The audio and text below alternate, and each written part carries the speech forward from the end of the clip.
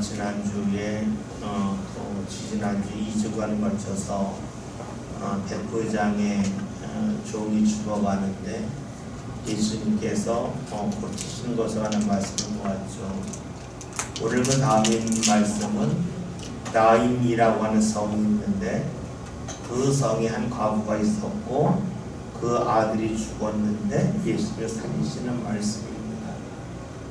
우리가 지금 누가복음을 쭉 보고 있는데 누가복음의 특징이 있다면 묘하게도 남자와 여자를 쌍을 이뤄서 말씀을 주기가 상당히 많습니다.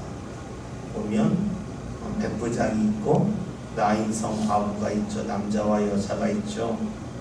우리가 누가복음 4장에서 예수님께서 나사렛 회당에서 말씀을 증언하십니다. 말씀을 증언하시면서 이방인들이 하나님의 은혜를 받았다는 말씀을 전하면서 엘리야 시대 때는 사렙다 과부 여자를 말하고 엘리사 시대에는 나아만 장군이 고집을 받았음을 말씀합니다. 다시 말하면 사렙다 과부 여자, 그리고 나아만 장군 남자를 말하죠. 그 다음에 예수님 행하신 이적을 보면 회당에서 귀신들을 고치시는 말씀이 나옵니다. 그리고 회당에서 나가신 후에 베드로 장모의 열병을 고치시는 말씀이 나와요. 남자, 여자 이렇게 나오죠. 우리가 마태, 마가, 누가, 요한복음 이 사복음에서 이렇게 여자의 비율이 많이 있는 것은 누가복음밖에 없어요. 누가복음에서는 어떤 사람들이 이 말씀을 읽기를 원했을까요? 그 당시 여자는 약자니까 약한 사람들, 소외된 사람들, 버림받았다고 하는 사람들에게 가장 쉽게 나오는 말씀이 바로 누가복음이었다는 거예요. 우리가 다음에 보겠지만 누가복음에는 그 문화에 관한 비유가 있어요. 그 문화는 이제 어떤 주인이 떠나면서 이렇게 맡기는 거잖아요. 그런데 그것이 마태복음은 달란트로 나옵니다. 달란트는 문화에 비하면 액수 굉장히 커요. 부자들이 생각할 수 있는 억 단위라 한다면 문화는 몇만 원 단위로 볼 수 있어요. 그래서 누가복음의 특징은 이렇게 좀 약하고 힘없고 또 버림받은 이들에게 힘을 주는 말씀이 상당히 많이 있습니다. 오늘 말씀도 우리가 그런 눈으로 보면 상당히 좋을 겁니다.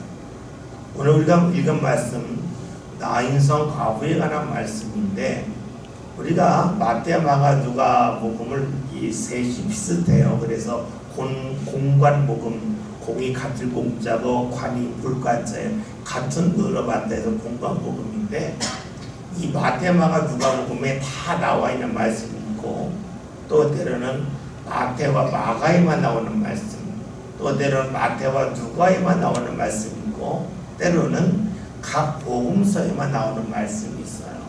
그런데 누가복음에만 나오는 대표적인 말씀 중에 하나가 바로 나인성 과부에 관한 말씀이에요. 이 나인성 과부에 관한 말씀은 누가복음에만 나오죠. 또 우리가 앞으로 읽을 10장에 나와 있는 사마리아인의 비유에 관한 말씀도 누가복음에만 나오고 우리 잘 아는 19장에 있는 삭개오에 관한 말씀도 누가복음에만 나와요. 어쨌든 오늘 읽는 말씀은 누가복음에서만 읽을 수 있는 말씀인데 11절에 있는 말씀을 다 같이 함께 보겠습니다.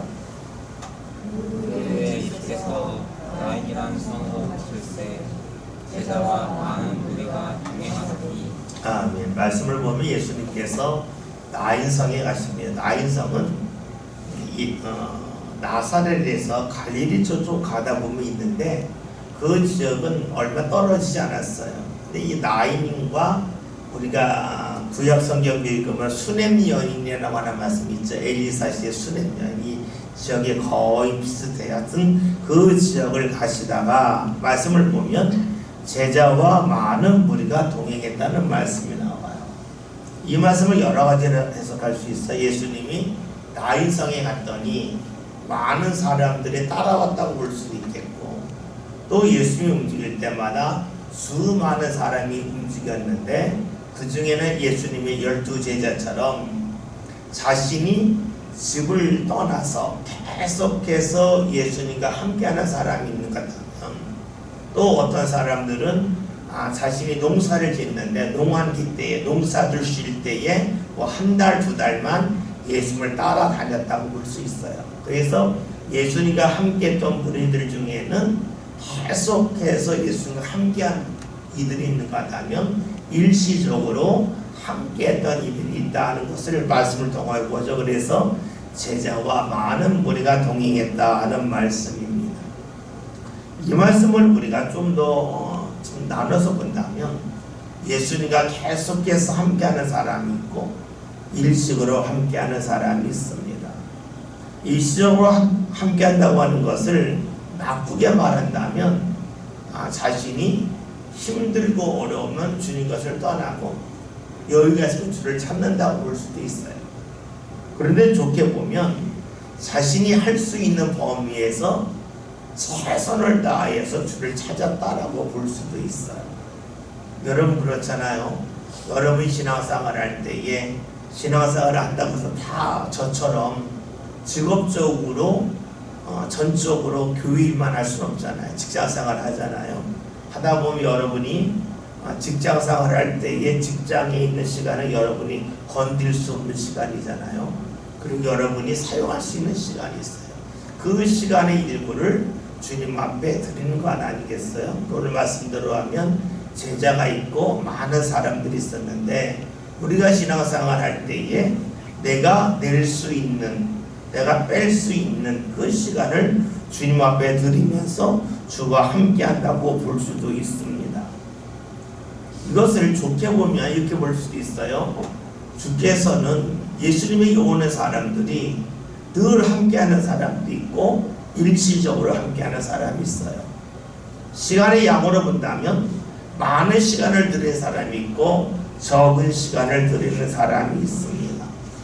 그런데 주님께서는 시간을 많이 들었다 적게 들었다 이거를 보지 아니하시고 본인이 사용할 수 있는 시간을 주님 앞에 드렸다 하면 그 사람들을 외면하지 아니하시고 그 사람과 함께 하셨다라고 볼 수 있습니다. 우리가 신앙생활함에 있어서 내가 늘 여유가 있는 건 아닙니다. 시간적인 여유가 늘 있는 건 아닙니다. 그런데 시간적인 여유를 만들어서 주님 앞에 나올 때가 있어요. 그걸 만든다고 한다 할지라도 만들 수 있는 한계가 있잖아요. 우리가 잠을 안 잘 수는 없잖아요. 직장생활 안 할 수 없고 집안일 안 할 수 없습니다. 그렇지만 내가 살아가면서 내가 사용할 수 있는 시간을 잘 줄이고 아끼어서 주님 앞에 드릴 수가 있는데 그렇게 나온 이들이라 할지라도 주께서 함께 움직이셨다, 함께 하셨다고 하는 것이 오늘 본문에 나와 있는 말씀입니다. 예수님께서는 우리를 보실 때에 절대적인 시간을 갖고 보시는 것이 아니라 상대적으로 우리가 어떻게 주님을 가까이 하느냐를 보시고 우리와 함께 하시고 우리를 인도하신다고 하는 것을 말씀을 통하여 볼 수가 있죠. 우리가 사는 게 그렇죠. 작은 것을 아끼는 사람이 큰 것을 모을 수가 있어요. 우리가 감정대로 기분이다 하면서 물질을 사용할 수도 있고 또 때로는 이런 나의 감정을 누르고 그래 내가 조금만 더 움직이면 내가 좀 더 불편하게 하면은 어느 정도의 돈을 모을 수가 있는데 이럴 수는 있어요. 여러분 우리가 많이 벌어서 부자가 되는 건 아니죠. 우리가 아끼고 아끼어서 그리고 필요할 때 사용함을 통하여 우리의 삶이 풍요로워집니다. 우리의 시간도 마찬가지죠. 시간이 넘쳐난 사람이 어디 있겠어요? 내가 사용하는 시간을 아끼고 또 아끼는 거죠. 아낄 때에 때로는 사람을 만나는 시간을 아낄 수도 있고 내가 쉬는 시간을 아낄 수도 있고 내가 유흥으로 보내는 시간, 그 유흥이 사람을 만나는 것일 수도 있고 뭐 방송을 보는 것일 수도 있고 여러 가지가 있겠지만 그것을 아끼면서 시간을 모아서 주를 가까이 할 수 있습니다. 어쨌든 주님께서는 우리가 나의 것을 아끼어서 주님과 함께 할 때에 그 사람들을 멀리하지 아니하시고 그들과 함께 움직였음을 12절을 통하여 봅니다. 13절에는 말씀을 함께 보겠습니다. 주께서 과부를 보시고 불쌍히 여기사 울지 말라 하시고. 아멘. 오늘 말씀은 약간 좀 특이한 점이 있습니다. 왜냐하면 이 과부가 우리가 말씀을 통해 알 수 있듯이 아들이 죽었단 말이에요. 독자가 죽었단 말이에요. 그런데 그 누구도 예수님 이 여인이 불쌍합니다 라고 도움을 구하지 않았어요. 다시 말하면 예수님께서 이 여인에게서 말씀하시기까지 믿음에 관한 말씀을 전혀 찾을 수가 없어요. 우리가 볼 때에는 무언가 믿음이 있어야 주님이 역사하신다고 생각을 하는데, 오늘 말씀의 특징은 그 어떤 사람의 믿음도 등장하지 않아요. 제자들도 구하지 않았고, 과부가 구한 것도 아니고, 마을 사람들이 구한 것도 아니었습니다. 그런데 예수님께서 이 여인에게 다가가셔서 말씀을 하셔요. 말씀을 하시기 뭡니까? 울지 말라는 겁니다. 그 이유는 불쌍히 여기셨기 때문입니다. 우리 여기서 알 수 있는 것이 있어요. 예수님은 아무로 함께할 대상이 없는 사람을 불쌍히 여기셨다는 거예요. 이것이 주의 마음이라고 하는 것을 말씀을 통해 볼 수 있습니다. 예수님은 꼭 믿음이 있어야만 그 사람에게 다가오시는 것은 아닙니다. 말씀을 통해 볼 수 있듯이 불쌍한 사람을 향하여 예수님의 다가가심을 통하여서 그 사람으로 하여금 믿음을 갖게 하실 때도 있습니다. 예수님의 특징이 무엇인가? 아픈 사람을 보고 함께 아파했다는 거예요. 우리가 잘 아는 로마서 이런 말씀 있죠. 12장 15절 신약성경 257면입니다.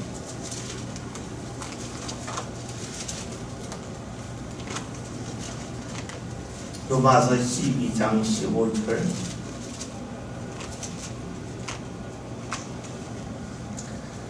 함께 봅니다. 즐거워하는 자들과 함께 즐거워하고 우는 자들과 함께 울라. 아멘. 이것은 바울이 성령의 감동을 받아서 로마에 보낸 편지의 내용 중에 일부입니다. 그런데 이런 말을 왜 했을까? 그 이유는 어쩌면 오늘 본문에 있는 말씀, 이 사건을 바울이 알아듣기 때문일지도 모릅니다. 예수님은 나인성에 있는 과부가 믿음 있는 건 아닙니다. 그러나 이 여인의 아픔을 외면하지 아니하시고 이 아픔 가운데 주께서 함께 하심을 통하여 그를 위로하라 하셨습니다. 우리가 신앙으로 상담하는 것이 믿음이 있는 사람에게 가까이 가는 것도 중요하겠지만 불쌍한 사람을 불쌍히 여기는 것이 주의 마음이고 그것이 주님을 믿는 사람들의 모습이라고 볼 수 있습니다. 예수님은 누군가 잘했기 때문에 그를 가까이 하시는 건 아니죠. 그래서 다시 볼까요? 누군가 꼭 믿음이 있기 때문에만 가까이 하시는 건 아니라고 볼 수 있어요. 믿음이 없다 할지라도 그 사람을 불쌍히 여기시고 그를 보듬어 주시는 가운데 그로 하여금 주를 가까이 할 수 있는 마음의 문을 여신다고 볼 수가 있겠죠. 14절에 있는 말씀을 함께 봅니다. 가까이 가서 그 바다에 손을 내시니 내 자들이 서는지라 예수께서 이르시되 청년아 내가 네게 말하노니 일어나라 하시매. 아멘. 우리가 아는 것처럼 유대인들은요 죽으면 그날 장례를 치릅니다. 우리가 잘 아는 사도행전 15장에는 말씀을 보면 아나니아 삽비라에 관한 말씀이 있잖아요. 삽비라 아나니아가 거짓말하니까 그 자리에 죽죠. 사람들이 관을 매서 나갑니다. 좀 이따 삽비라가 왔어요. 또 거짓말하니까 그도 죽어요. 그러니까 또 다시 젊은이들이 관을 메고 나갔다는 말씀이 사도행전 5장에 나와 있습니다. 이것은 유대인들만이 아니라 그 중동 근처에 있는 그 지역 사람들의 습관이기도 하죠. 누가 죽으면 바로 그날 장례를 치릅니다.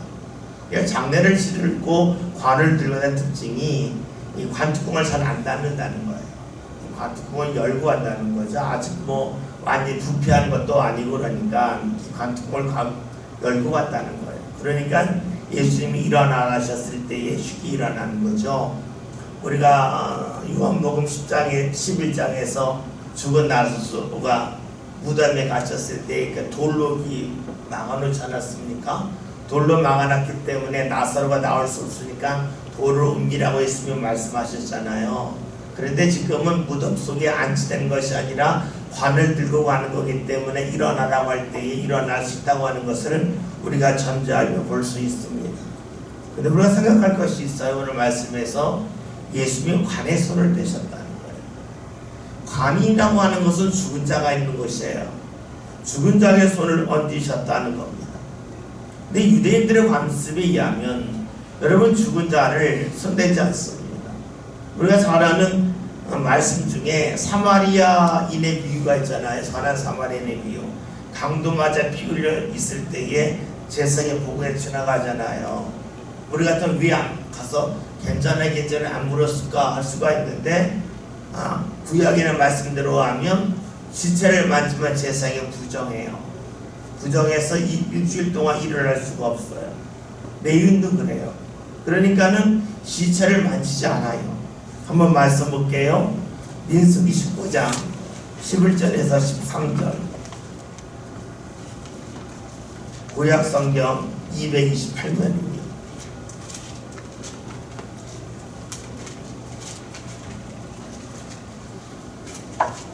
민수기 19장 11절부터 13절.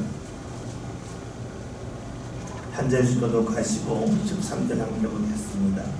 사람의 시체를 만진 자는 이래 동안 부정하리니 셋째 날과 일곱째 날에 눈물로 자신을 숨겨두게 할 것이다. 왜냐하면 정하되니와 셋째 날과 일곱째 날에 자신을 숨겨두게 하지 아니하면 그냥 부정하니. 다같이 누구든지 죽은 사람의 시체를 만지고 자신을 정결하게 하지 아니하는 자는 여호와의 성막을 더럽힙니다. 그가 이살에서 끊어질 것은 정결하게 하는 물을 그에게 뿌리지 아니하므로 깨끗하게 되지 못하고 그 부정함이 그대로 있음이니라. 아멘.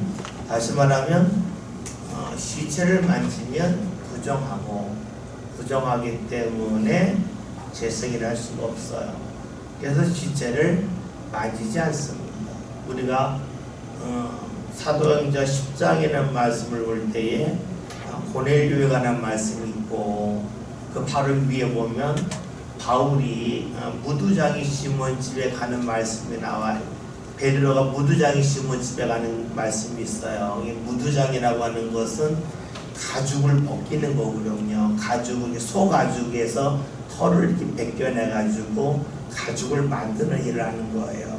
다시 말하면 시체를 만지는 일을 하는 거죠. 그러니까 당시 유대인들은 무두장이들, 죽은 소를 만져서 가죽을 벗겨서 가죽을 더듬는 이런 일을 하는 사람들을 가장 천하게 여겼었죠. 그런데 베드로가 그의 집으로 묵는단 말이에요. 다시 말하면 사람들이 버린다 할지라도, 사람들이 멀리한다 할지라도 하나님은 멀리하지 않는다고는 마음과 믿음이 있으니까 베드로가 그의 집에 가는 거예요. 그것이 바로 사도행전 9장 맨 마지막과 10장 처음에 나와 있는 말씀이에요. 근데 이런 베드로의 모습이 어떻게 가능했을까? 오늘 말씀을 통해 볼 수 있어요. 예수님이 나인성 과부의 아들이 죽어서 관을 메고 안에 그 관을 만집니다. 부정하게 됨을 알아요. 그러나 예수님이 마다하지 않습니다. 다시 봅시다. 시체를 만지면 부정합니다. 부정하다고 하는 것은 다른 사람들과 관계를 맺을 수가 없고 이렇게 따로 이렇게 다른 곳에 있어야 됩니다. 제약이 생깁니다. 즉 손해를 본다고 볼 수 있습니다. 부정해지면 손해를 봅니다. 그런데 예수님은 자신이 손해봄을 아시면서도 이 죽은 사람의 관에 손을 대십니다. 몰라서가 아니라 알면서도 하셔요. 다른 말로 할까요? 손해는 어려움으로 볼 수 있어요. 예수님은 자신이 당하실 어려움을 아셨지만 그럼에도 불구하고 불쌍히 여기는 마음을 갖고 나인성 과부의 아들이 있는 관을 만지십니다. 예수님이 하신 일의 특징이 무엇일까요? 손해보는 것을 두려워하지 않습니다. 여러분, 우리가 언제 손해보는 거 두려워하지 않죠? 단 하나예요. 사랑할 때. 사랑할 때의 특징은 손해를 두려워하지 않습니다. 사랑하지 않게 되면 계산이 들어가요. 손해를 안 봐요. 사랑하게 되면 손해를 봅니다. 그리고 때로는 손해보는 것을 좋아하죠. 뭐 간혹 드라마나 여러분 삶 가운데도 많이 있는 일이지만 자녀들이 무언가 잘했다고 하면 기분이 나하고 부모가 돈을 줄 때가 있잖아요. 돈을 왜 줘요? 손해인데. 그거 어떻게 버는데 내 기분이 좋아요. 내가 사랑하는 대상이기 때문에 그렇습니다. 다시 봅시다. 예수님이 죽은 자의 관을 만지면 부정해져요. 제약이 따라요. 손해를 봐요. 그런데 하셨어요. 왜냐면 사랑하시기 때문입니다. 여러분, 이렇게 보면 예수님이 자신이 손해를 봄을 통해서 우리를 사랑하셨다고 하는 것을 드러내는 가장 큰 사건이 뭡니까? 예수님의 십자가죠. 우리는 예수님이 십자가를 지신 것이 그냥 우연히 한순간에 세상 말로 객기로 십자가 지신 것이 아니라는 거예요.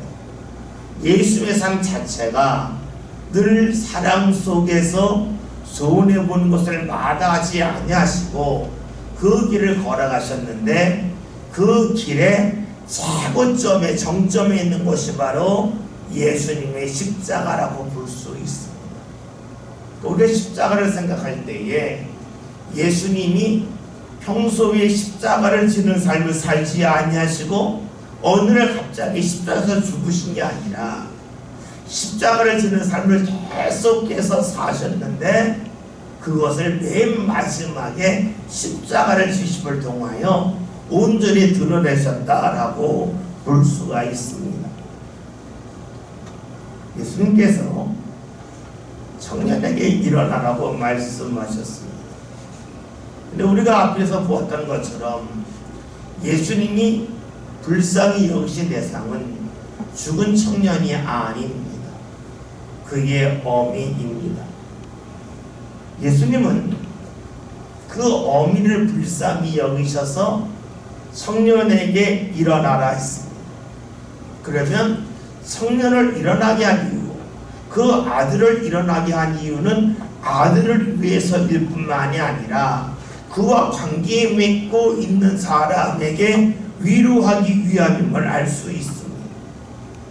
청년을 일으킨 이유는 그 청년에게만 유익을 주기 위함이 아니라 주위 사람들에게도 유익을 주기 위함임을 알 수 있습니다. 그래요. 주께서 우리를 일으키신다. 우리에게 은혜를 주신다고 하는 것은 나 하나만을 위함이 아니라 내 주위에 있는 사람들에게 유익을 주라고 우리에게 은혜 주시고 우리를 일으키신다라고 볼 수가 있습니다. 다시 이제 이 청년을 생각해 봅시다. 청년은 죽었습니다. 사람들이 아무리 말을 해도 그 말을 듣지 못합니다. 듣지 못한다는 것을 다른 말로 하면 다른 사람이 아무리 말해도 그 말이 이 청년에게 아무런 영향력이 없습니다. 그런데 놀랍게도 예수님이 말씀하시니까 죽은 청년이 듣습니다. 다시 말하면 예수님의 말씀은 죽은 자에게도 영향을 미친다라고 볼 수 있습니다. 이것을 일반에 본다면 사람의 말은 누군가에게 전혀 영향을 못 미칠 수 있습니다. 그런데 주님의 말씀은 영향을 미친다는 겁니다.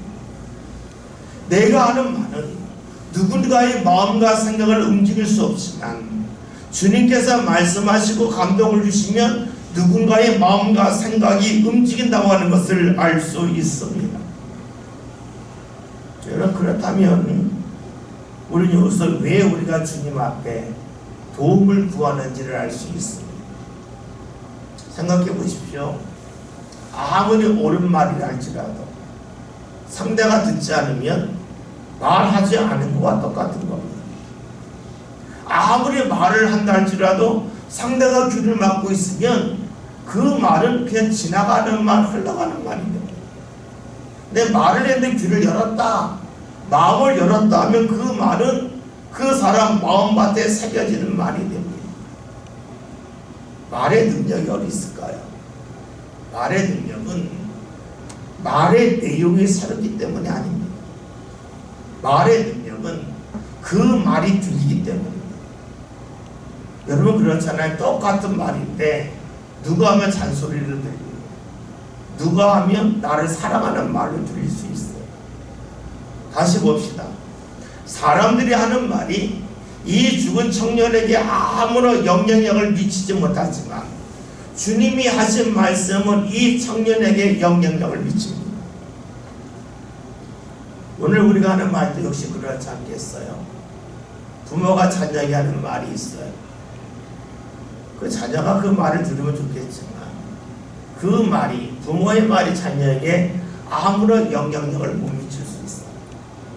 그런데 오늘 말씀처럼 예수님이 말씀하신 말, 또 다른 말로 하면 내가 말할 때 주님이 함께 하시면 그 말을 들을 수 있다고 하는 것을 우리가 살필 수가 있어요. 그래서 우리가 말씀을 보면서 예수님이 나인성 가부의 아들이 죽었는데 말씀을 살리셨대, 이것이 중요한 것이 아니라 사람이 말하면 듣지 않지만 주님이 말씀하시면 듣는다.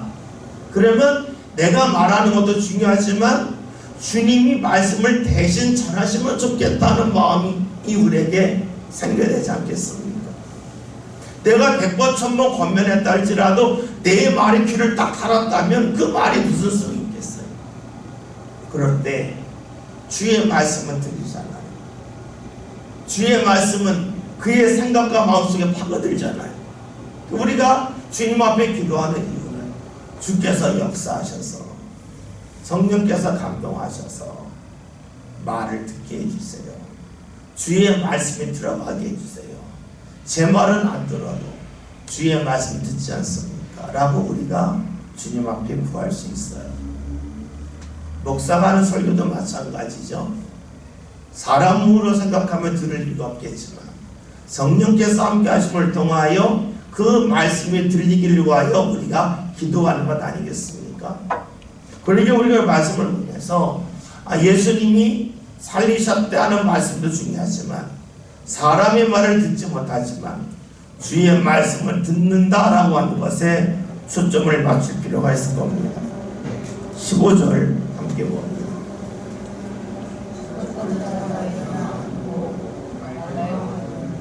예수께서 그를 어머니에게 주시니 아멘. 말씀을 보면 예수님이 말씀하시자 죽었던 자가 일어나 앉아서 말을 합니다. 우리가 볼 수 있는 것은 먼저 주의 말씀의 능력입니다. 사람들이 100번 1000번 또 수많은 사람이 말해도 전혀 움직이지 않았던 청년이 주의 말씀을 듣고는 움직입니다. 주의 말씀의 능력이 있음을 알게 됩니다. 우리가 잘 아는 히브리서 4장에 이런 말씀 있잖아요. 하나님의 말씀은 살았고 운동력이 있다. 좌우에 예리한 어떤 칼보다 더 날카롭다. 그래서 우리의 골수와 심령을 쪼갠다는 말씀이 있어요. 다시 말하면 주의 말씀을 파고드는 힘이 있다는 거예요. 그래서 오늘 말씀처럼 죽은 자가 일어났다라고 볼 수 있습니다. 그런데 이것을 우리가 일반에 보면 이렇게 볼 수가 있죠.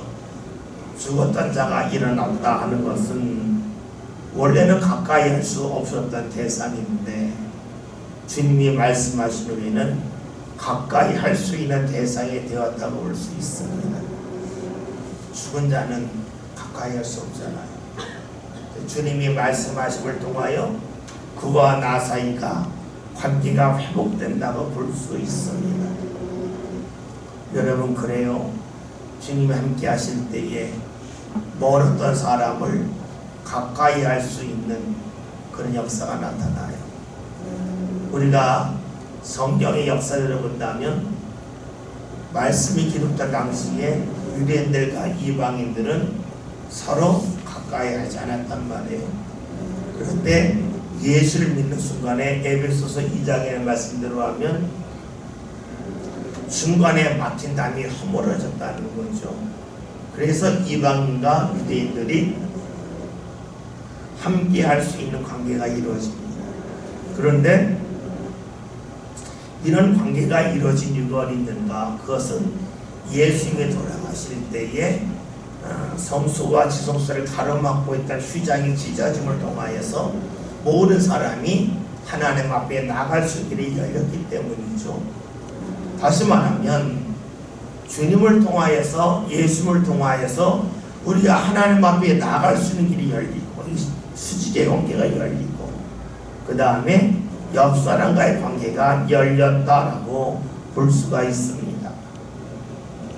오늘 말씀을 보면 예수님께서 이 청년을 살리신 후에 이 청년을 어머니에게 주셨습니다. 청년이 죽었다 살아났으니까 야 네가 나를 따라다녀라. 네가 나를 따라다니니까 간증짓하면 좋겠다 하실 수도 있는데 예수님이 그렇게 하지 아니하셨습니다. 왜 그랬을까요?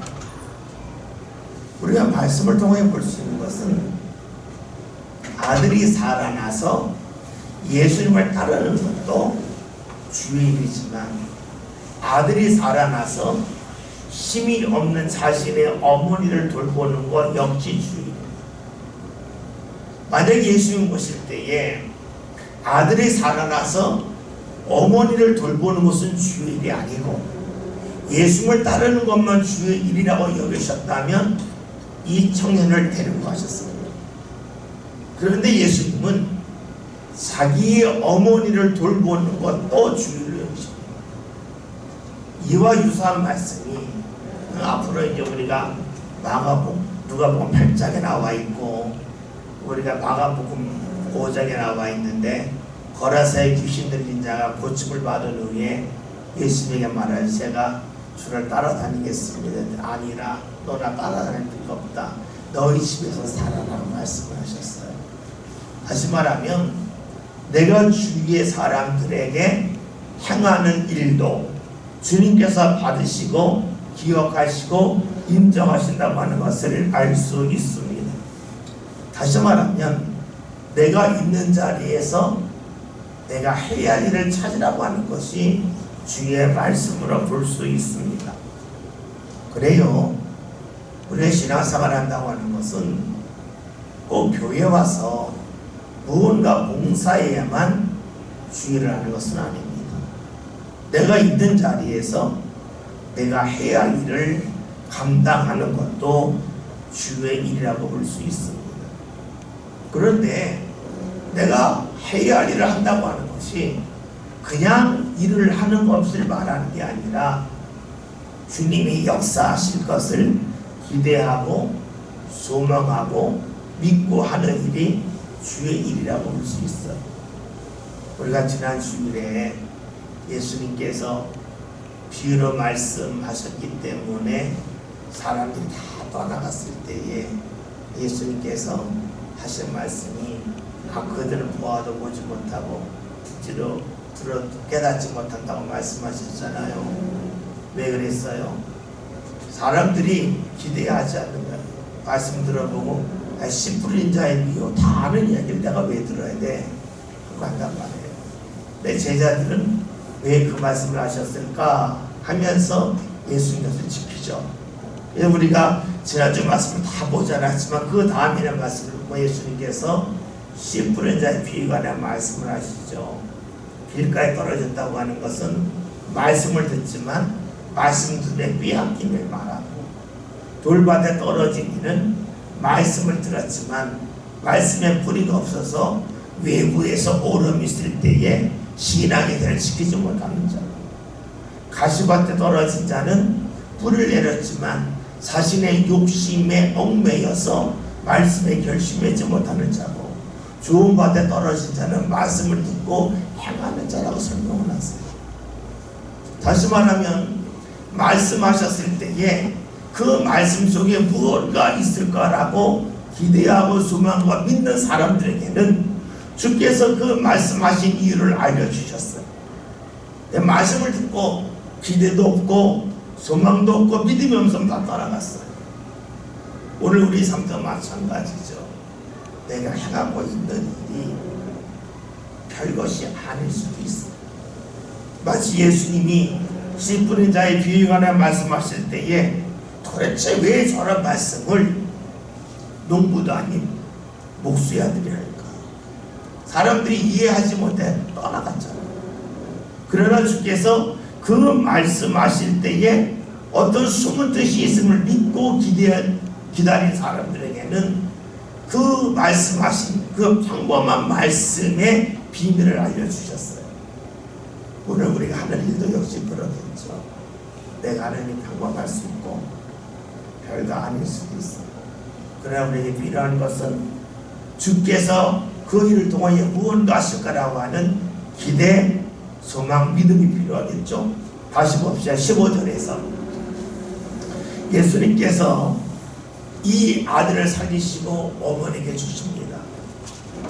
예수님을 따라다니는 것만이 주의 일이 아니라 내 삶 가운데 일상적으로 하는 일도 주의 일이라고 여기셨고 그 일을 할 수 있게끔 하셨다고 하는 것을 보게 되죠.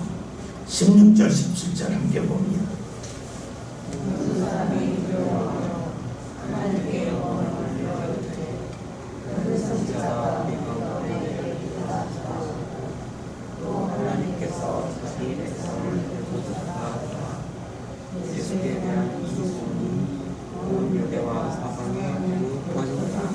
아멘. 생각해 보십시오. 만약에 예수님께서 이 청년을 살리신 후에 너 나랑 가자 라고 말했다면 사람들이 어떤 마음 가졌을까요? 청년 살린 이유가 예수님 자기 위해 살리셨네, 그런 마음 가질 수도 있죠. 예수님 뭐 좋으려고 사람 살리셨구만 이렇게 말할 수도 있어요. 물론 이 청년의 어머니 입장에서 볼 때는 죽은 것보다는 살아서 예수님과 일하는 게 좋겠죠. 그러나 다른 사람들이 볼 때는 아니 죽은 자 살려놓고 데리고 가, 그러려면 뭐라 살려? 뭐 이런 마음 가질 수 있을 겁니다. 그런데 예수님은 데려가지 않으셨어요.